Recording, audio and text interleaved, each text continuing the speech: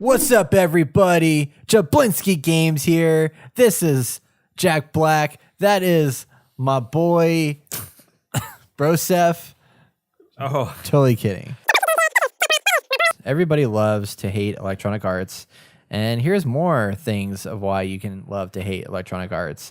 They have a Star Wars game that they've been working on. EA Vancouver, the studio this is up by in Canada. Our favorite guy, Jason Schreier. Yes, he's back again. He wrote this article on Kotaku.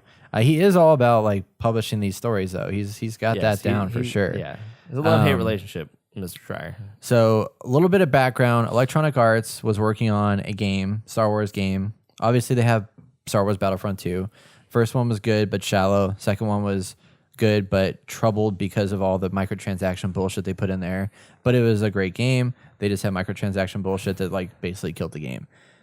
Then they started working on a new Star Wars game that was going to be a more linear, story-based Star Wars experience that was being put together by Visceral, I believe. Yes, it was being put together by Visceral. And then they shut it down, and they're like, not anymore. Now we're going to have EA Vancouver take over. But before we do that, let's just shut down Visceral. Yeah, let's just shut down Visceral, which is sad because those are the guys that made Dead Space, which Dead Space, that's a property that EA had that was so good, and they just let it, they gave up on it, which Just is like everything sad. else. But put it in the fire. Yeah. Make this fire but hotter. I was excited to see a Visceral develop Star Wars game because Visceral was really good at capturing visceral experiences. Like, yeah, literally. I mean, yeah, they were like Dead Space Very 1 unique. is in my memory as like one of my favorite. Like, I mean, it's the only horror game I've like that's captured my attention. Then they started working on a open world kind of thing because they started looking at the market and they were like, okay, the market is going this direction, so we should pivot and work on this bigger game that's going to be open world and have all this stuff in it where you basically go from place to place and you can be in the Star Wars world and go from planets to planets and meet NPCs and do all these different things. So it's a really huge, vast kind Sounds of thing. awesome. Very, very cool. And I wanted to play. It was codenamed Orca. And literally open world planets, work with different factions across the entire universe. And then they decided, they looked at the roadmap and they were like, okay, this is going to take too long to get done. And we need to get stuff out now and pull back. So they've now canceled that game. It's done. It's gone. So that's 2 Star Wars games in like what span of 4 years, 5 years, something like that have been started and stopped. And now they're working on another game that's smaller, more pulled back. My outlook on this is that they should have not canceled the first game in the first place. Like they should have kept with that. It was being headed up by the Uncharted director. She knows what she's doing. She knows how to make awesome action adventure games. But instead they were like, no, let's do this other thing instead. Let's follow in the footsteps of a Destiny and let's make an open world kind of experience. And that's great and dandy, but like everything these days is open world. I know. And then this would have stood out as a unique And they game technically amongst everything else that's open world. Yeah.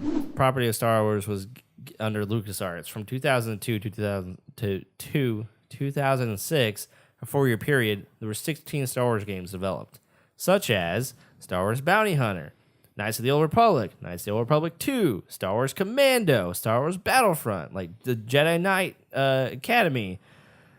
And under EA from 2013 2017, 2 games, 1 bombed, 1 was okay in my mind.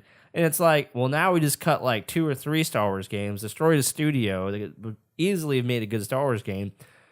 Disney, you need to get your shit together. You need to get out of this deal, and you need to go over to Sony Santa Monica or any of the other guys at Sony, like Insomniac, and be like, fuck, here you go. Here's a property. Do something with it. We'll come back to you once you make lots of money because you're going to do a good job. But EA is just looking at, for me, in my mind, they're just looking at numbers and timelines, and it's like, you're sitting on a gold mine. Take the time to go in and let people do their jobs and make something interesting, because most people in the video game industry, and just most, I think at this point in time, most people in general have Star Wars, like Star Wars is there's a soft spot in our hearts for it because it's captured countless generations at this point, you know, over time, because of its what it brings to our imaginations and the world it creates. And EA is just not letting it grow. It's literally suffocating it. And it pisses me off.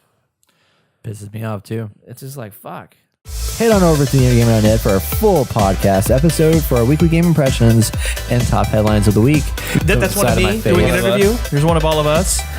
We'll mix some cool things. Brett's also right here. Like this video, subscribe, keep up with all the latest video game news and opinions that you care about right here on The Inner Gamer.